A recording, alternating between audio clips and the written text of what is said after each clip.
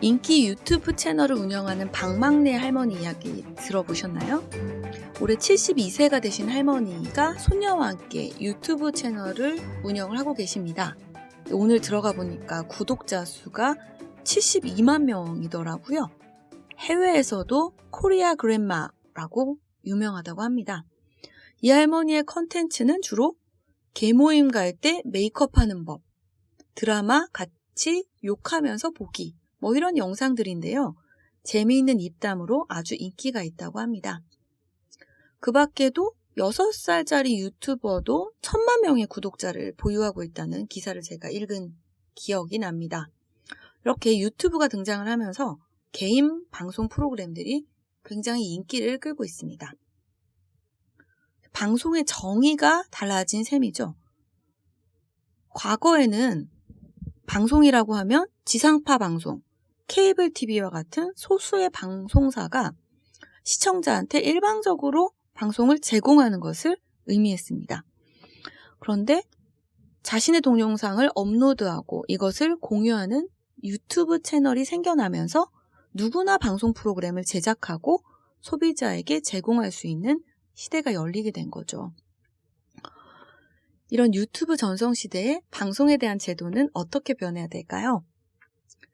과거 KBS, MBC, SBS, 지상파 3사, 케이블 채널만 있을 때는 방송의 공공성을 이유로 방송을 규제해왔습니다. 방송사들이 미치는 영향력이 굉장히 막강했기 때문이죠. 당시에 인기 있던 드라마라고 하면 시청률이 한 60% 정도는 나와야 인기 있는 프로그램이다, 인정받을 정도였어요. 지금은 인기 있는 프로그램의 시청률이 9%, 6%, 이런 10%가 넘기가 힘듭니다. 그런데 좀 인기 있다 하면 시청률이 50%가 훌쩍 넘으니까 방송사들이 여론을 좌지우지할 우려가 매우 크다, 이런 문제가 제기가 됐던 거죠.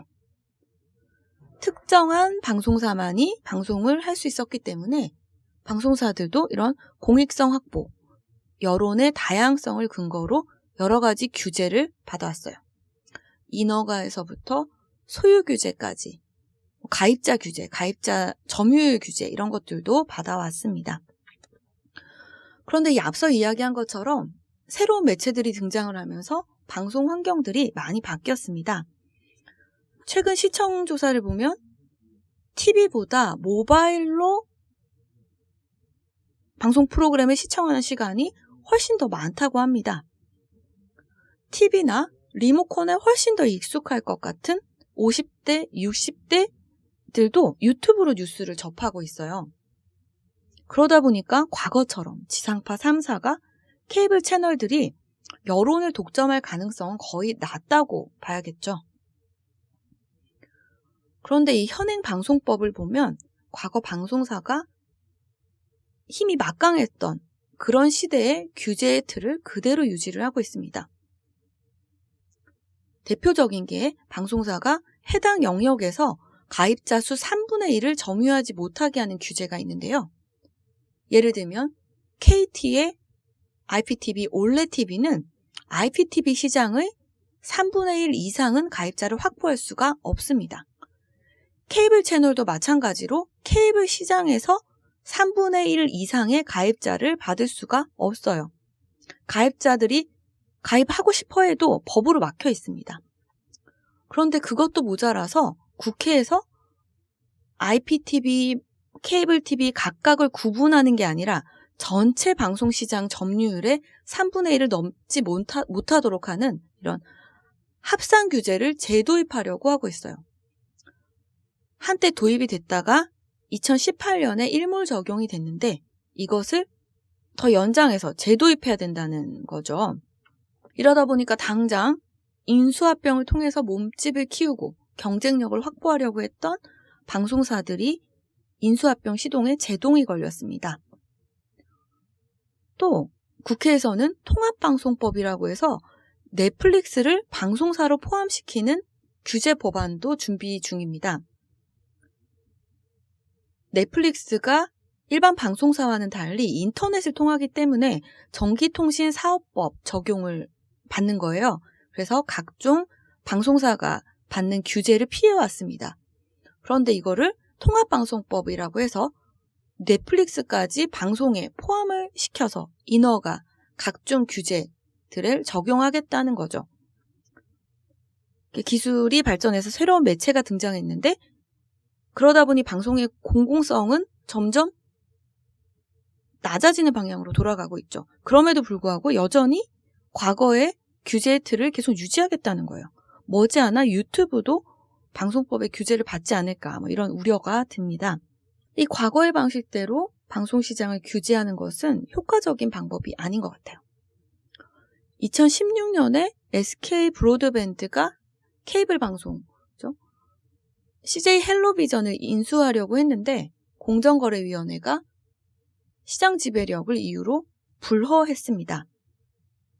국내 기업은 이렇게 규제에 발목 잡힌 사이에 넷플릭스나 유튜브는 경쟁력 있는 컨텐츠로 국내 시장의 점유율을 높여온 거죠. 국내 기업들도 경쟁력 있게 나아갈 수 있었는데 이런 규제들 때문에 효율성을 높이고 투자를 활성화할 기회가 차단된 셈입니다. 통합방송법을 통해서 넷플릭스를 방송사로 포함하겠다 이런 이야기를 하지만 솔직히 넷플릭스만 또 포함하고 유튜브는 빠져 있어요. 역차별에 또 문제가 남고요. 해외 기업, 유튜브나 넷플릭스 같은 이 해외 기업에 대한 규제는 현실적으로 거의 불가능하기 때문에 여전히 국내 기업만 이 규제를 적용받을 우려가 더 커지는 거죠. 기술의 발전은 언론 분야에서도 개인의 자유를 늘리는 기회를 제공해 왔습니다. 소수가 다수의 대중에게 일방적으로 콘텐츠를 제공하던 그 시대를 넘어섰죠. 시청자가 곧 방송사인 그런 시대로 개인의 표현의 자유가 점점 늘어나는 방향으로 개인의 자유가 확대되어 왔습니다.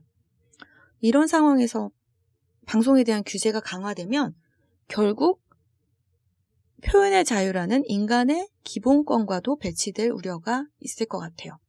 머지않아 유튜브가 일반 방송사보다 훨씬 막강하기 때문에 유튜브도 이제 규제하려고 하겠죠. 이러다 보면 각 개인들의 표현의 자유까지 침해하는 결과를 낳을 우려가 있습니다. 변해가는 미디어 환경 속에서 법과 제도가 우선적으로 고려해야 될 게 있다면 아마 각 방송사들, 유튜브 프로그램들이 개인의 자유, 인권, 재산권을 침해하지 못하도록 하는 기준을 세우는 일 정도가 아닐까 합니다.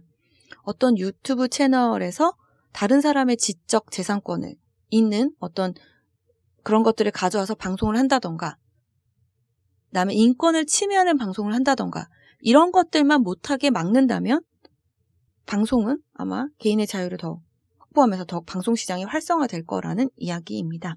소비자들은 TV나 스마트폰이나 IPTV냐, 플랫폼, 수단을 따지지 않고 원하는 시간에 원하는 프로그램을 시청하기를 원합니다.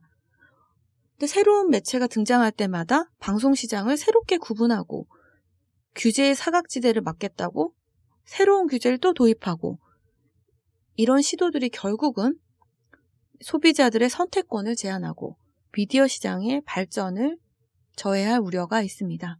방송시장에 대한 규제를 과감히 풀어서 다양한 매체가 소비자의 시간을 사로잡기 위해서 자유롭게 경쟁할 수 있도록 하는 것이 1인 미디어 시대의 방송법이 나아가야 할 방향이 아닐까 합니다. 오늘은 변해가는 미디어 환경 속에서 방송법이 나아가야 할 방향에 대해서 말씀을 드렸습니다. 시장경제의 중심, 자유기업원